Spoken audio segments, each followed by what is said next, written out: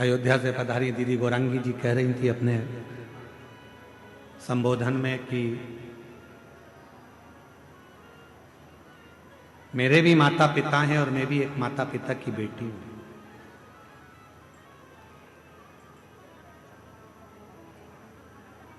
और दीदी कह रही थी कि सीहोर वाले महाराज जी कहते हैं कि अपनी प्रत्येक बेटी को अपने माँ बाप को कन्यादान का मौका देना चाहिए।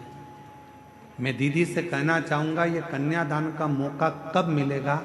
जब माता पिता अपनी बेटी को श्रेष्ठ संस्कार देना प्रारंभ करेंगे तो वो कन्यादान का मौका अवश्य मिलेगा। हम मना नहीं करेंगे यार कि आप खूब अच्छे कॉलेज में बेटियों को पढ़ाओ।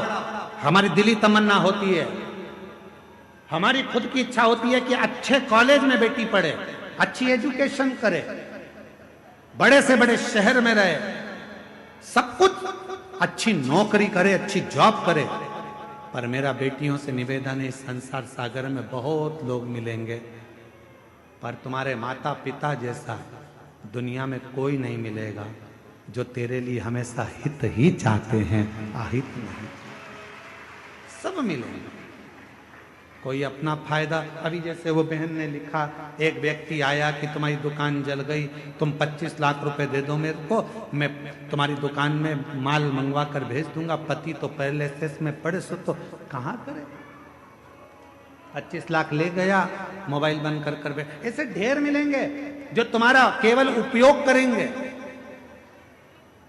थोड़ा धन दिखाएंगे, थोड़ा शरीर दिखाएंगे, थोड़ा वैभव दिखाएंगे और तुम्हें गलत संगति में विकृतियों में लेकर जाएंगे। और एक दिन जब पूर्ण तरह से तुम उसके चुंगल में आ गए, फिर वो तुम्हें बर्बाद कर कर एक दिन मार कर टुकड़े कर कर अटैची में भर कर फेंक देंगे। बहुत है।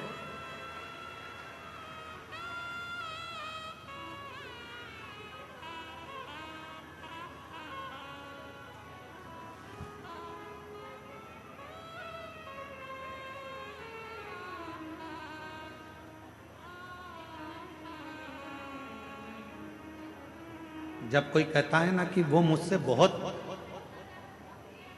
स्नेह करता है, वो मुझसे बहुत स्नेह करता है, वो मुझसे बहुत स्नेह करती है, और वो मैंने उसको अपने बातों में अपने तरीके से उसको अपने काबू में कर कर रखा है। शिव महापुराण की कथा कहती है कि अपने जीवन को ऐसा मत बनाना कि आप किसी के काबू में रहें, आप स्वयं के काबू में रहें। स्वयं एक लाइन याद रखो, मैं चाहे ये करूं, मैं चाहे वो करूं, मेरी। कोई तुमसे कहे कि मंदिर मत जाओ, मुझे पैदा करने वाले मेरे माँ बाप हैं, मुझे पढ़ाने वाले मेरे माँ बाप हैं। कोई तुमसे कहे कि तुम मंदिर मत जाओ, कोई तुमसे कहे शिव पुराण में मत जाओ, कोई तुमसे कहे शंकर का भजन मत करो, कोई तुमसे कहे बाबा बैद्यनाथ का दर्शन करने मत जाओ, कोई तुमसे कहे कहाँ इनके चक्कर में पड़ी हो, क्यों बाबा उनके चक्कर में पड़ी हो, क्यों कथावाचकों के चक्कर में पड़ी हो, क्यों सीहोर वाले महाराज के चक्कर में पड़ी हो, क्यों शंकर के मंदिर में जा रही हो, क्यों पशुपति व्रत कर रही हो, क्यों दरवाजे पर श्री शिवाय नमस्तुभ्यम लगा रही हो। मोहल्ले के लोग, दुनिया के लोग, रिश्तेदार लोग यदि तुम्हारे पास आकर तुम्हें इस तरह का ज्ञान दे तो उनके हाथ जोड़कर कहना, मुझे जन्म देने वाले तुम नहीं हो, मुझे पढ़ाने वाले तुम नहीं हो, मेरी परवरिश करने वाले तुम नहीं हो, मैं मेरे माँ बाप का खाती हूं, अपने विचार से जीती हूं, मैं किसी की सुनती नहीं। क्यों सुने हम, क्यों विचार करें?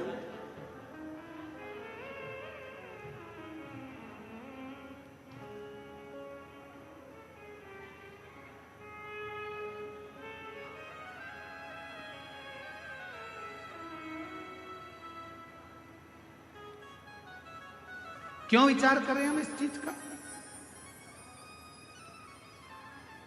ये सब विचार नहीं, हम किसी के कहने पर नहीं चलते। हम तो बाबा के भरोसे चलते हैं, हम तो बाबा के भरोसे चलते हैं। ये दुनिया चलते हैं, ये दुनिया वाले जलते हैं, हम तो बाबा के भरोसे चलते हैं।